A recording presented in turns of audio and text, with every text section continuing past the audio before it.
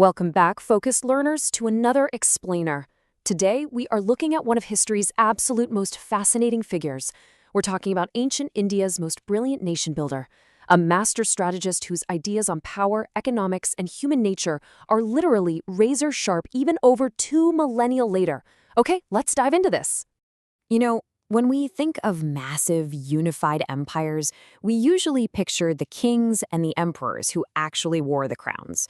But who was the real mastermind behind ancient India's greatest empire, the Mauryan Empire? We aren't talking about a king today.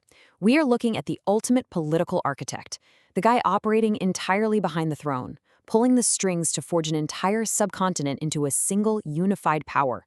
His name was Chanakya. And just listen to this quote. "The happiness of the subjects is the happiness of the ruler." That right there perfectly captures the core paradox of the man. Chanakya is often remembered as a ruthless, calculating strategist who would stop at absolutely nothing to secure state power. Yet his core philosophy surprisingly centered entirely on public welfare and ethical realism. He genuinely believed that a state could only be powerful if its people were secure, prosperous, and happy. Section 1. The Ancient Mastermind. Okay, so before he was a massive empire builder, Chanakya was actually a scholar with a seriously big grudge. According to tradition, he traveled to the court of the powerful and wealthy Nanda dynasty in Pataliputra. But instead of being welcomed, he was deeply insulted by the Nanda rulers. And rather than simply walking away, Chanakya made a dramatic vow. He swore a relentless mission of revenge, promising to completely destroy their dynasty. Driven by that vow, he entered history under 3 different names: Chanakya, Kautilya, and Vishnugupta. Now, just to avoid any confusion, most historians agree these are absolutely all the same person. Vishnugupta was very likely his actual personal name, while Chanakya and Kautilya referred to his lineage. But under any of these names, the legend remains exactly the same. Section 2. Forging the Mauryan Empire. So this is where we see the massive shift from his personal vow of revenge to his active engineering of a totally new political reality. Let's briskly walk through the timeline of this mastermind. Born around 375 BCE, Chanakya got a world-class education at Takshashila, which was one of the world's earliest centers of higher learning, and he eventually taught politics and military science there. But the real pivotal moment comes right before 322 BCE. That's when Chanakya discovers a highly gifted young leader named Chandragupta.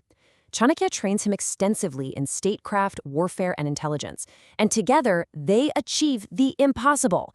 They overthrow the powerful Nandas, just like Chanakya vowed, and they establish the Maurya Empire, unifying most of the Indian subcontinent for the very first time. Section 3. The ultimate playbook, the Arthashastra. I mean, overthrowing a whole dynasty is one thing, right? But how do you actually manage a vast, newly unified empire that spans modern-day India, Pakistan, Afghanistan, and Bangladesh? Well, you need a manual, and Chanakya wrote the ultimate one. Let's deconstruct the title of his text here, the Arthashastra.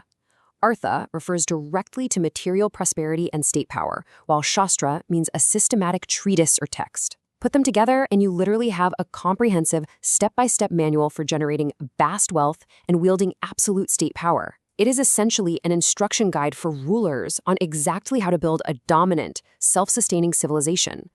I want you to really think about the sheer scale of this text. 15 books, 150 chapters.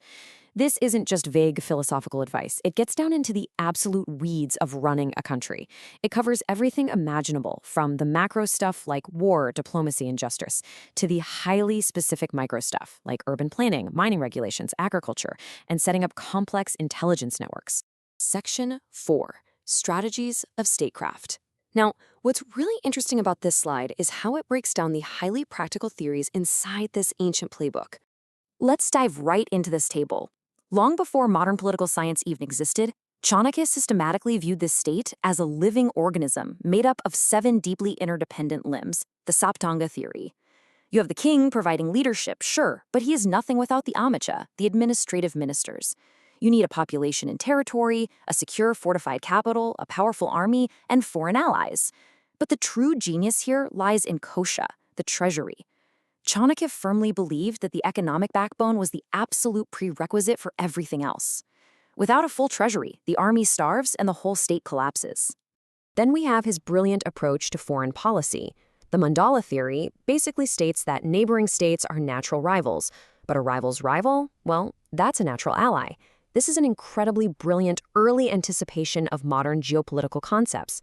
It's a completely pragmatic look at the balance of power, understanding that geography literally dictates strategy, and alliances should be based on calculated mutual interest rather than just goodwill.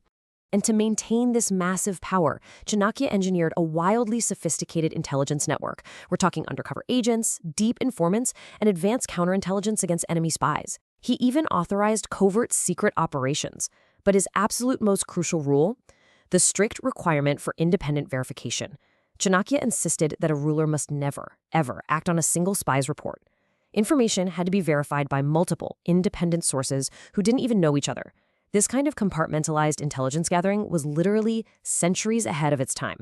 And you know what? He applied that exact same suspicion to his own government, with incredibly strict anti-corruption measures, regular financial audits, surprise inspections, routine rotation of duties so officials couldn't build local power bases, and extremely severe penalties for embezzling public funds. Look at these points. If I didn't tell you this was from ancient India, you would honestly think these rules were pulled straight out of a modern corporate compliance manual or a government HR handbook. Chanakya just had this deeply realistic understanding of human nature and the intense temptations of power. But hey, remember his core philosophy from earlier about the happiness of the subjects? Well, his advanced urban and economic administration completely proves he actually meant it. He ordered the strict regulation of market weights and measures to prevent merchants from cheating everyday citizens. He instituted standards for sanitation, building codes, and even urban fire prevention policies. But most importantly, he pushed for the massive construction of canals and reservoirs. Why? Because he knew that a hungry population rebels.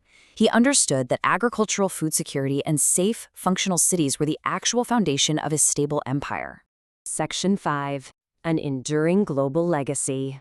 So how exactly does a text this ancient and specific connect to the modern world we live in today?